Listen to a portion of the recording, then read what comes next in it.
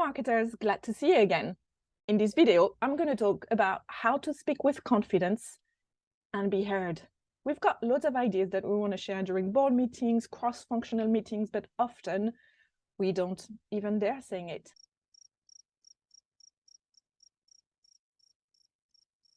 Grab a cuppa and let's get started. Pumpkin pie latte, it's my favorite.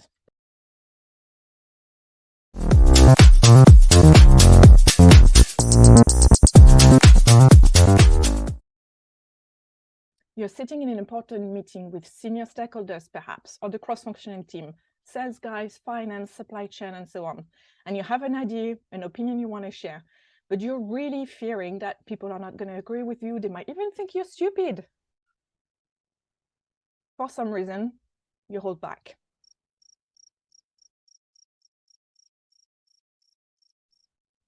You second guess yourself, thinking, will they think my idea is stupid? Is it worth interrupting? What if I say it wrong? So you stay quiet while the extroverts take over the conversation. I mean, sales guys, anyone? It's very cliche, isn't it? And it's true. You leave feeling frustrated with yourselves and wondering, why didn't I speak up? Does this sound familiar? You're not alone. Many marketing leaders struggle to fully contribute in meetings. The reasons that often come up in my conversations with them are threefold: self-doubt and imposter syndrome, fear of negative judgment, lack of confidence in speaking out in public, especially in front of senior stakeholders. But keeping your ideas inside of your head to yourself is detrimental to your career, but also to your brands. To be a leader means owning your voice, your own voice. And by that, I do not condemn introverts. Introverts make brilliant leaders. Owning your voice doesn't need to mean being loud and forcing yourself to become an extrovert if you're not. To prove my point, can you think of an inspiring leader in your organizations that has charisma and is empathetic? Here are 3 ways to help you speak powerfully in meetings that matter, not only to your benefit, but to your brand's benefit. Your brand needs you. It needs you to speak up. Your brand heavily relies on you in these meetings. 1, overcome the mental blocks holding you back from speaking up. So the first step is to identify what holds you back. Based on my many conversations with marketeers over the years, here are the top mental blocks I have come across. Imposter syndrome, that makes you doubt yourself. That thing sitting on your shoulder. Fear of embarrassment if you say something stupid. Worrying you'll be judged for having a different opinion. Feeling that you don't have the right to speak up in front of these senior people who have maybe over 10 years more experience than you, and you feel not valid. So grab another cuppa, it's a lot of cuppa today, and start reminding yourself those things. You deserve to be heard just as much as anyone else. The number of years of experience doesn't dictate the level of righteousness. I mean, they're just highly paid opinions, right? It's okay not to have the perfect response. Perfection doesn't exist anywhere. That's for another video. Your ideas have value. They may even like what you're on about and build on it. Just challenge what is going to be said in your head in that moment where you hold yourself back. Other people's judgments say more about them than you. I mean, we've all heard about negative Nancy, right? Just let them speak. I'm sure around the table, people know what they're on about. And in the end, remember, nothing terrible will happen if you speak up. It's just chocolate, right? I mean, replace chocolate with whatever industry or service and product you're looking after. It's just chocolate. 2, a simple formula for structuring your thoughts before you respond. When you want to contribute, first structure your thoughts using the simple 3P formula. Yes, more P's. We have enough of P's in marketing, right? But I'm adding 3 more. Point. Summarize your main point, opinion, or idea in 1 sentence. And that's going to be especially useful if you have red profile type people in a room. Proof. Provide reasoning or evidence that supports your point. Again, that's especially important if you have blue type of people in the room. They want data. Punchline. And with a strong statement or call to action. And actually, I find that in certain circumstances, asking a question instead of a statement is even more impactful, because it encourages others to join in, support, or build on what you said. And I'll cover how to ask great questions in another video, by the way. Having this template in mind, or If your memory is as good as a pencil, just in the back of your notebook, will help you sound polished and authoritative or confident, whatever word fits you best, even if you don't feel like it.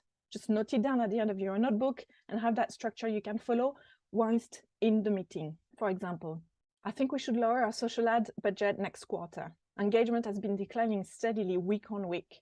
So we should shift that spend to more performing channels like pet search. How does that sound? 3, how to project confidence even if you don't feel like it. And that happens quite a lot. Pay attention to how you deliver your message through your body language and tone. Yeah, you've heard this one in trainings like a million times because it works. And it's true. This is why sometimes we struggle on Zooms or on Teams or wherever you go online for your meeting to read the room, because that's it. That's what you just see. You see their heads and perhaps the top of their bodies, and sometimes it's even pixelated. So how's that for body language? However, really important. So here are the things you can pay attention to easily. Speak slowly, loudly, and clearly. Don't become who you're not. Don't become an extrovert if this is not you and you really are uncomfortable with the behaviors. Maintain strong eye contact. Don't be too close to the camera, to your webcam, or too close to, give people space. Don't be a creep. But look at them, look around the room, look at everybody's face. Sit or stand tall with an open posture. If you're using the front of your feet, you're almost ready to run like a gazelle. And it shows. Use gestures for emphasis with moderation. We don't want to have arms going around and just fiddling with stuff during the meeting. It's distracting.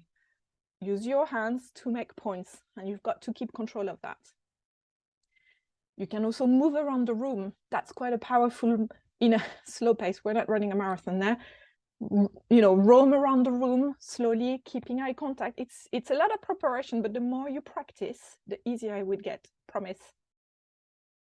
Pay attention to your face expressions, especially those we're not aware of. I've seen on so many calls, people just, body, just like that, or some face expressions might be very distracting, rude, and overly demonstrative sometimes. Last but not least, avoid qualifiers like, I'm no expert, but, I'm really sorry, but it's probably a stupid idea, but I'm gonna, no, don't, you're doing it again. Don't undermine your contribution. Your points are valid.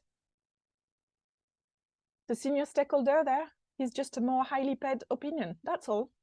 Oh, I forgot. Insert thoughtful pauses or silences to command the room. Silences and pauses are gold mines. Employing all these techniques and practicing them often will help you show confidence in leadership, even if you don't completely feel it inside. Okay, I've got a challenge for you. Look into your diary for the next 2 weeks and pick a meeting that you're going to start applying these strategies in. I know, for having done it and experienced it with my coaches, that with practice on a regular basis, you will gain the power to speak up, increase your confidence, and be heard when it matters most. I hope it's been useful. Don't forget to subscribe. If you like, comment, or share this video, that's going to be a great help to me, because it's going to bring this up in search. See you in the next one. So good.